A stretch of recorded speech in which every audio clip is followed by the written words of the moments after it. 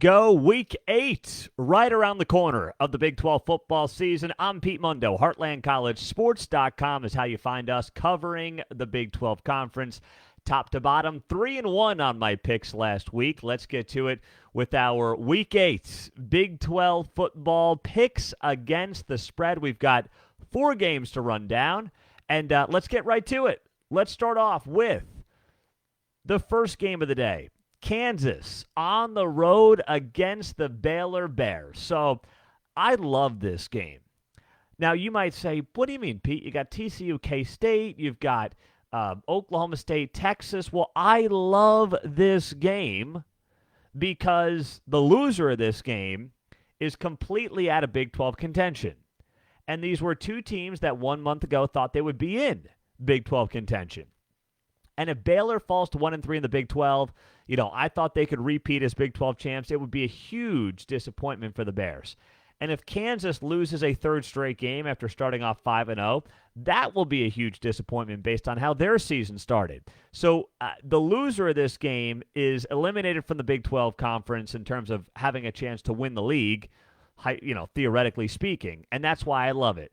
But here's the thing. You look at this game and you say to yourself, okay, Baylor's home. Kansas is going to a second road game now after going to Norman last week, gave up 52 points. They got to turn around, go on the road to Waco. Baylor had a mini bye week because they played on Thursday last week against West Virginia. Baylor's coming off a tough loss. Dave Aranda spoke about that game last week, losing in overtime to West Virginia, and was like, hey, this game, we learn from moments like this. He felt like it was kind of a gut check moment for his guys. It sounded like he was challenging his guys after that game. And he has been challenging his guys since that game. And this feels to me, Baylor with a little more time off. Kansas hasn't had a bye week. They're at the end of the first half of their season. They're banged up. Doesn't look like Jalen Daniels is going to play a quarterback. Defense has been getting smoked the last couple of weeks. You've got Blake Shapen back for the Baylor Bears. This game has Baylor written all over it, and I'm going to take Baylor minus the 9.5 points in this game against the Kansas Jayhawks at home on Saturday. KU's defense is struggling too much, and I think Baylor's going to have a big afternoon on the offensive side of the ball, a big bounce-back game, angry after that tough road loss to West Virginia, which they should have won if Blake Shapen stayed healthy. I believe they would have won, and they're going to come out big time on Saturday. Give me Baylor minus 9.5 against Kansas in the first game of the Big 12 on Saturday. Next up, Texas Tech hosting West Virginia. So both these defenses have been awful. Awful. No doubt about it. You look at the passing game, the running game, they have both been bad. But here's the thing for me. Texas Tech's offensive line has been horrible. Texas Tech's offensive line has given up 23 sacks in 6 games. That is just a terrible number. They can't get out of their own way. And you look at West Virginia, you look at Dante Stills and some of the guys on that defensive line looking for a breakout game. This is their chance. This is the game for that West Virginia defensive line to go at Texas Tech to get through a very weak offensive line. I know that Tech's coming off a bye week and they're at home, but West Virginia had that mini bye week because they played Baylor last Thursday night. So it's not like they're even on a week. They're on a 10-day rest as well. So they've had some time off too. What this game comes down to me, it's going to be a high-scoring game, but when you're talking about the spread, West Virginia's 10 of 10 on field goals. Texas Tech is 8 of 12 on field goals. West Virginia's red zone defense is 3rd in the Big 12. Texas Tech's is last in the Big 12. That means something. That can be a difference maker in this game. There's no doubt in my mind about that.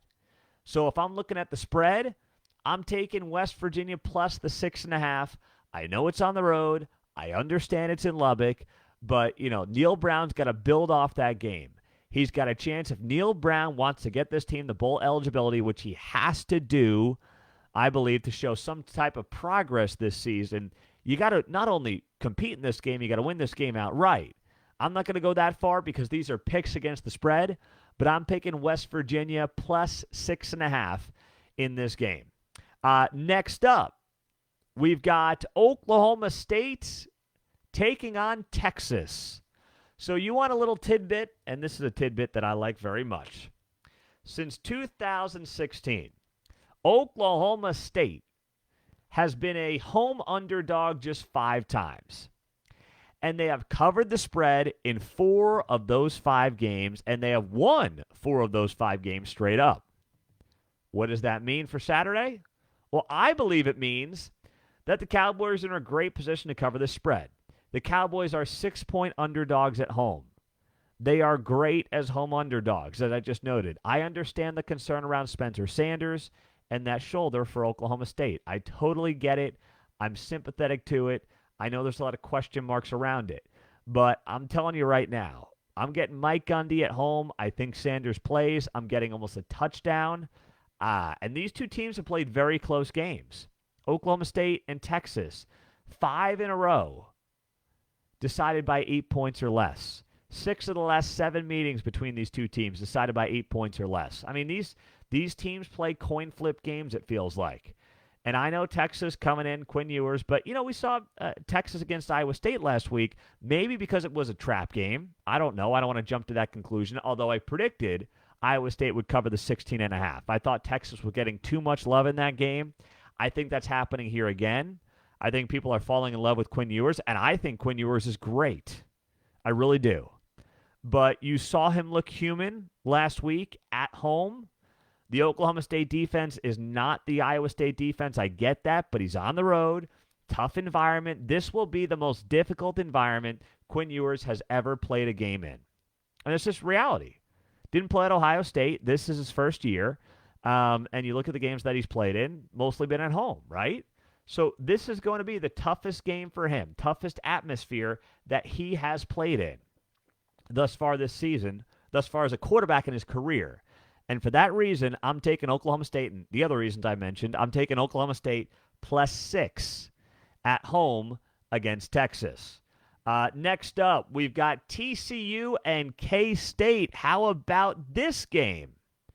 TCU and K-State prime time on Saturday night. So TCU is leading the Big 12 with 6.3 yards per carry.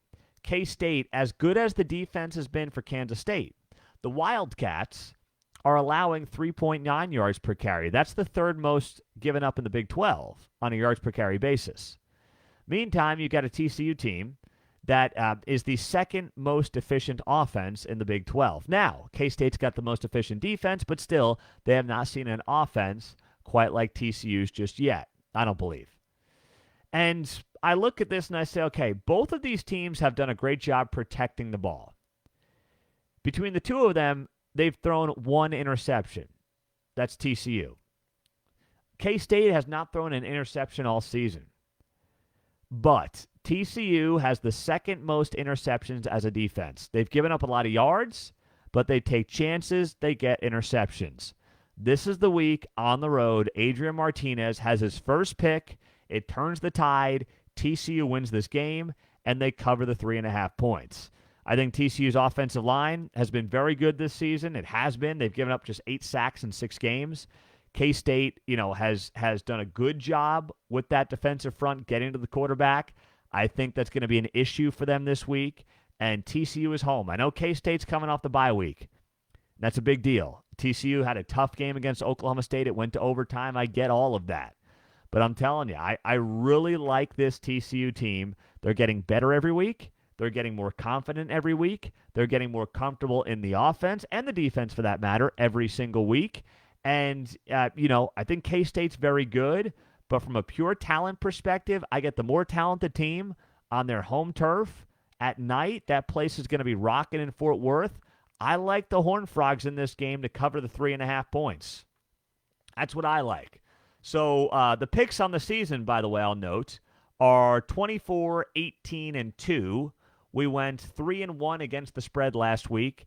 And this week I like Baylor minus 9.5, Oklahoma State plus 6, West Virginia plus 6.5 at Texas Tech, and then TCU minus 3.5 against K-State. So I've got two favorites at home, and then I've got an underdog on the road in West Virginia and an underdog at home against that's Oklahoma State against Texas. So those are my Big 12 football picks against the spread. I'm Pete Mundo. Great to have you guys here for another show, whether you're joining us on the podcast, on YouTube, on Facebook Live. Appreciate you doing that. Hey, YouTubers, subscribe to the channel. We got a lot more content, as we always have promised you, coming your way here on the show. And our friends on the podcast, leave that rating, review, subscribe. That's how you get the free Heartland College Sports Koozie. So make sure that you are taking advantage of that. Just send me a screenshot of your rating and review to Pete Mundo, M-U-N-D-O, at heartlandcollegesports.com. Hey, we had two of our guys, Matthew Postins and Brian Clinton, at Big 12 Basketball Media Days this week. So if you haven't checked out the content on the site, please go do that, because there's a lot of it that you're going to want to read. And there's plenty more that's going to be coming your way. I know we're fully in football season here, but there is a lot more content that's going to be coming your way. So be sure to check that out. Around the league, TCU leads the Big 12 with odds to make the college football playoff. Now, that should not be surprising at all, because TCU is the only undefeated team in the Big 12. They are, you look at it right now, and they are in a very, very good place. I believe TCU could be a one-loss Big 12 champion. And unlike in 2014 when they didn't make it, I think this year they would make it. Any one-loss, if the Big 12 has a one-loss conference champ, that team deserves to be in the playoff. I don't care what happens around the rest of the country. That team deserves to be in, because this league is absolutely stacked top to bottom. We know that. The analytics show it. The eye test shows it. This league is loaded top to bottom. It's a round-robin schedule. The Big 12 never gets enough credit for that, for having a true round-robin compared to any other conference. There's no walkovers. There's no softball games. There's no gimmies. There's none of that in this league. It doesn't exist. Now, I'm not predicting a one-loss champion. I've thought for the last couple of weeks the Big 12 is going to be in a position where it's actually going to have, when push comes to shove, at least 1-7-2 team playing for a Big 12 title, if not two of them. But if it's TCU that ends up as a 12-1 Big 12 champ, that team's got to be in. Now, you go back to 2014, the Big 12 was, and I was ranting about this at the time. We had just started this show and just started the site in 2014.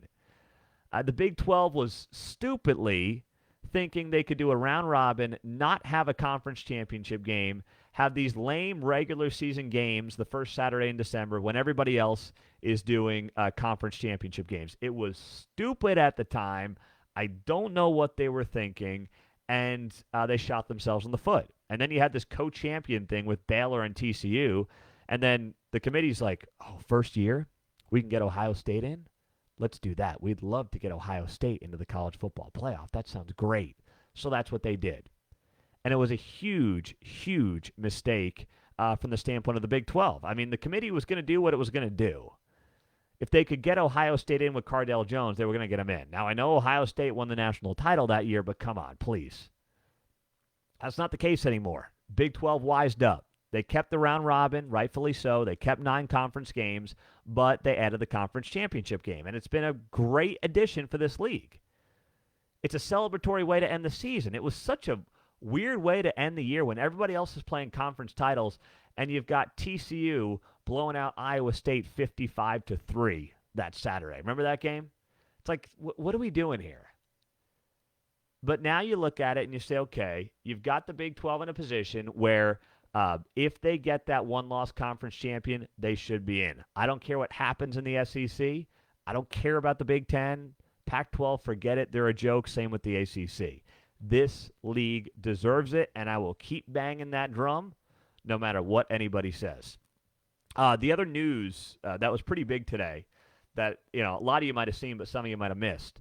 Brandon Evers, defensive lineman for the Oklahoma State Cowboys. He announced that he has declared for the 2023 NFL Draft. Now, not a big deal. He's a senior. But he announced he's foregoing the rest of his senior year to prepare for the 2023 NFL Draft. I don't like it.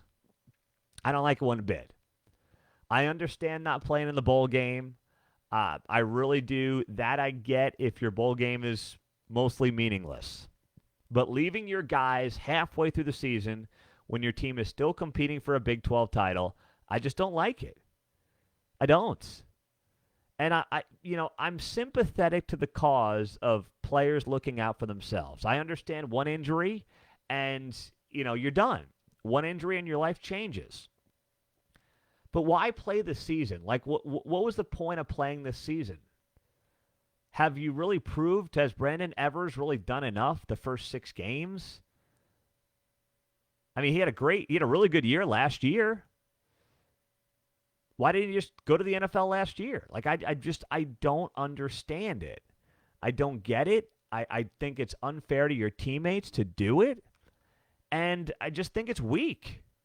I think you sign up to be on a team and you at least be part of that team for the season. I mean, never mind when you're in the hunt for a conference title. That I just don't understand. I don't get it.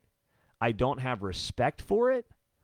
And, the bowl game I get. I think this is quitting on your teammates.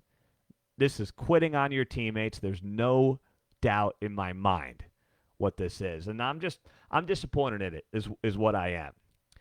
But I'm not disappointed in a great slate of games this weekend. We've got outstanding games in the Big 12. The 2 big ones everyone's talking about, Oklahoma State, Texas, and then, of course, TCU, K-State. But don't overlook that Baylor, KU game, and even Texas Tech, West Virginia is going to be a lot of fun in Lubbock. I can't wait. Got a great Week 8 slate. Like the video on YouTube. Subscribe to us there as well. Ton of traction coming up on the video side of things. Facebook Live. Love you guys. Share it. And then podcasters, you know what to do. Rate, review, subscribe. Have a great rest of the week. Enjoy the games this weekend. We'll talk to you soon. Pete Mundo on Heartland College Sports.